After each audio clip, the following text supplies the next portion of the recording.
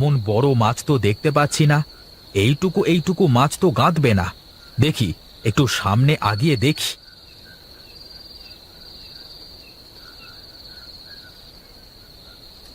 এই তো পেয়েছি। দেখি, তুমি এবার কি করে আমার হাতে ধরা না দিয়ে যাও চাঁদু।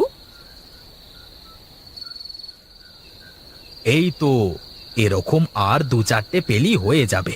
যাই যাই, সামনের দিকে আগাই।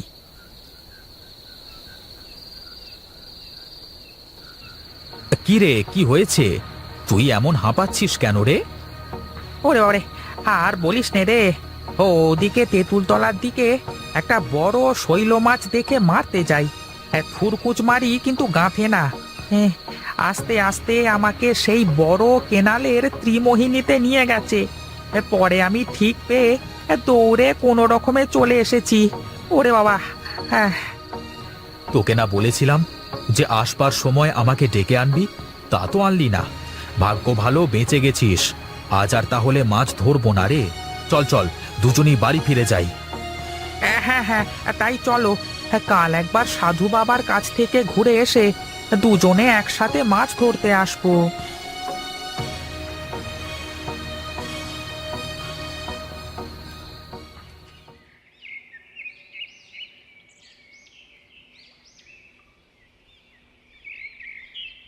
ফটিক আর মদন সাধু বাবার সাথে দেখা করবার জন্য রওনা দেয়। একটা বড় জঙ্গলের ভেতরে রাস্তা দিয়ে তারা হাঁটতে থাকে।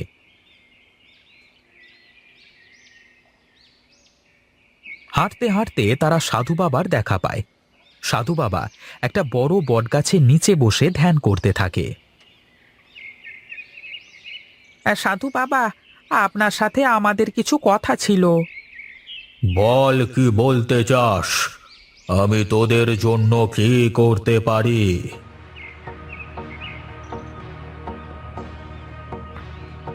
এ তো খুবই ভয়ানক কথা।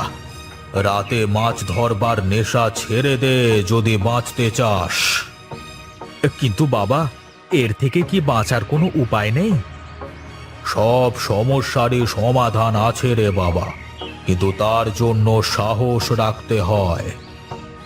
আপনি আপনি আমাদের একটা উপায় দেন বাবা, যাতে করে ওই দুষ্ট আত্মা আমাদের কোনো ক্ষতি করতে না পারে। শোন রে বাবা, যার যার জায়গা তার তার শক্তি বেশি থাকে।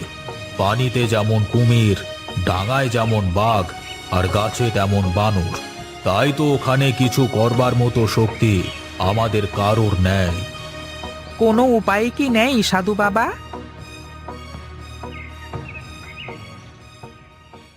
আর শোন, এরপর থেকে যখন মাছ ধরতে যাবি তখন এই চাল আর ডাল সাথে রাখবি।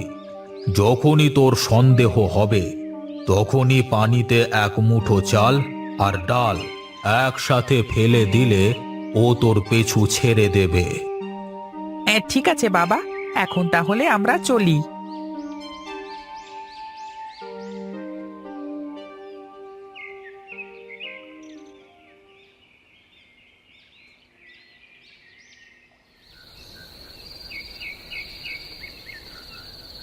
কই রে ফটিক, বের হ।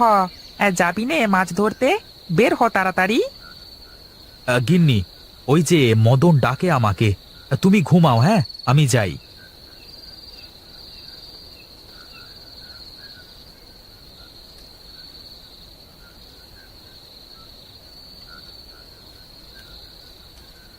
কই, কোথায় গেল হারামজাদা? যাই যাই, দেখি তো, আগিয়ে গিয়ে দেখি আমি।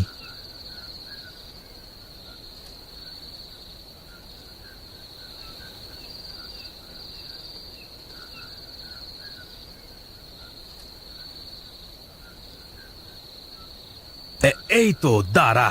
কোথায় যাবি? আয় আয় আয়, আমার থুরকুচে আয়।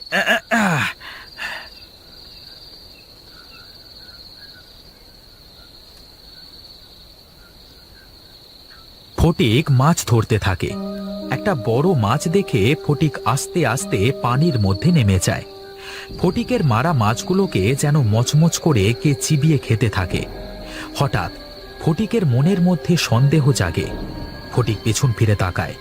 ফটিক দেখে তার মারা মাছগুলোকে কেউ শূন্যে তুলে খেতে শুরু করেছে।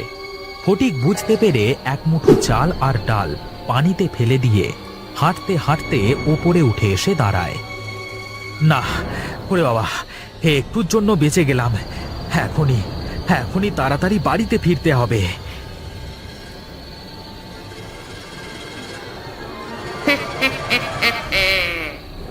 আজ তুই বেঁচে গেলি রে, চাল ডালের জন্য আজ বেঁচে গেলি। দেখি কদিন এভাবে বাঁচতে পারিস। আমি তোর রক্ত না খাওয়া পর্যন্ত শান্তি পাবো না।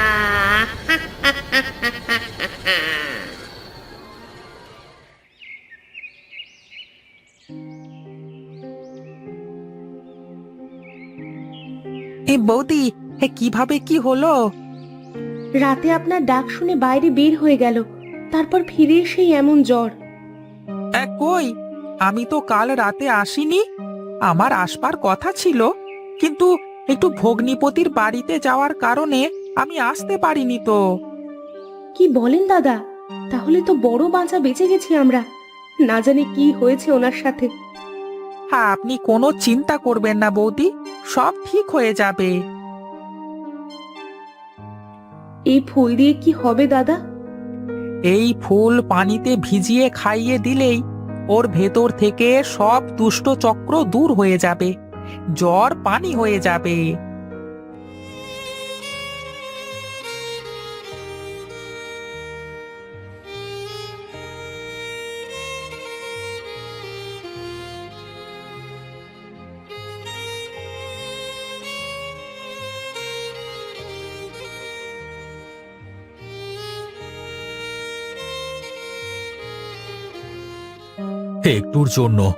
একটুর জন্য বেঁচে গেছি রে মদন।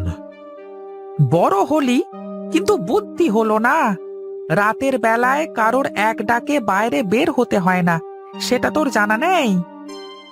আছে তো, কিন্তু আমি ভাবলাম তোর তো আসবার কথা, তাহলে হয়তো তুই হবি।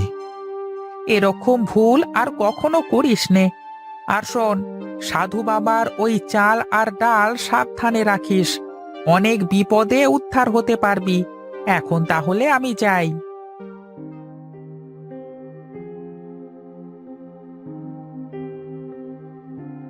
আমি আর জীবনে রাত্রে মাছ ধরতে যাব না গো। যাক, তাহলে তোমার 3টে নেশার একটা নেশা তো গেল, কাঁচা মাছের নেশা।